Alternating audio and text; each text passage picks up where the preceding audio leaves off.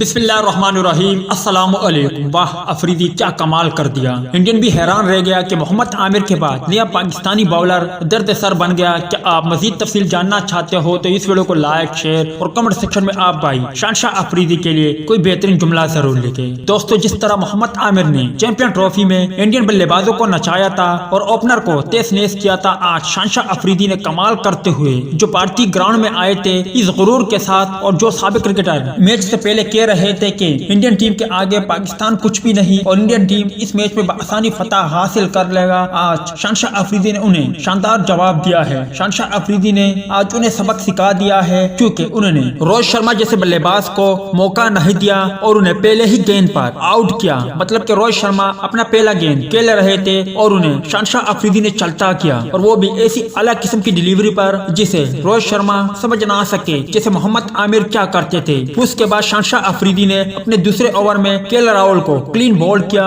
اور جو انڈین کہہ رہے تھے کہ اس بار پاکستان کے پاس محمد عامر بھی نہیں، تو انہیں جواب بھی مل گیا ہے کہ پاکستان کا ہر کھلاڑی محمد عامر ہے۔ بس ایک ارمان دل میں رہ جاتی ہے کہ کاش اگر آج محمد عامر ہوتے شانشاہ افریدی کے ساتھ، تو پھر آج کے دن کے بعد کبھی بھارتی یہ نہ کہتے کہ پاکستان کمزور ٹیم ہے اور پاکستان ٹیم بھارت کا مقابلہ نہیں کر سکتی۔ دل سے کہنا بھائیوں، آپ بھائیوں کو آج شانشاہ افریدی کی بولنگ دیکھ کر کیسے لگا؟ مطلب کہ آپ لطف اندوز ہوئے یا نہیں؟ اس حوالے سے کمنٹ سیکشن آپ کے کمنٹس کا منتظر رہے گا۔